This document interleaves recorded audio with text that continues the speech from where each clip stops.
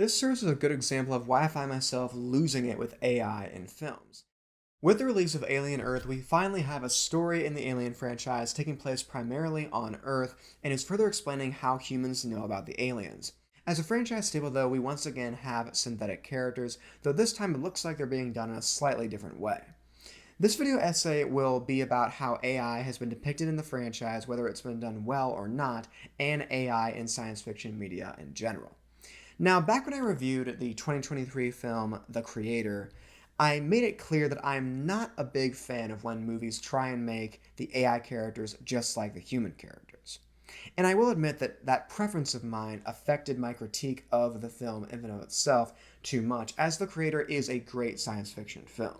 But with the Alien franchise, we've met several AI characters over the years, whether it's Ash back in the original film, or Andy in the recent Alien Romulus. The most impactful synthetic in the franchise, though, is without question David, played by Michael Fassbender in 2012's Prometheus and 2017's Alien Covenant. The character of David is, I believe, a great way to look at my problem with AI, not just in the Alien franchise, but in movies in general. David is the first synthetic of Weyland Corporation and is without question the most powerful. Throughout Prometheus, his purpose as the pure servant of his master, Peter Weyland, is hammered home, though this is all building to his ultimate rebellion that goes full swing in Covenant.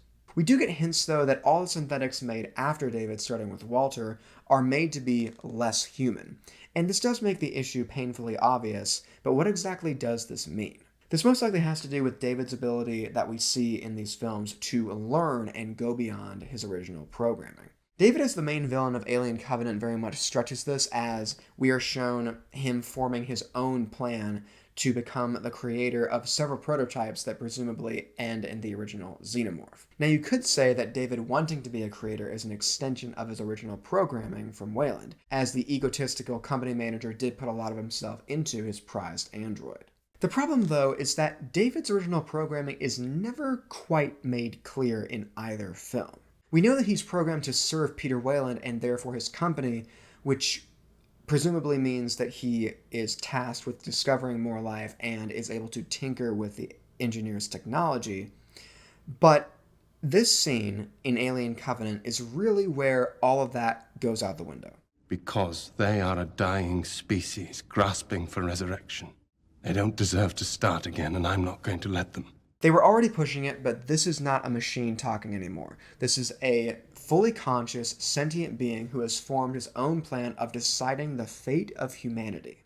This serves as a good example of why I find myself losing it with AI in films. Now, the Alien franchise has used AI for the most part quite well over the years, but if we're talking about the reoccurring science fiction plotline where AI becomes self-aware and wants to destroy humanity, because we've seen that a time or two over the years, the movie that does this surprisingly well is Avengers: Age of Ultron, with Ultron himself.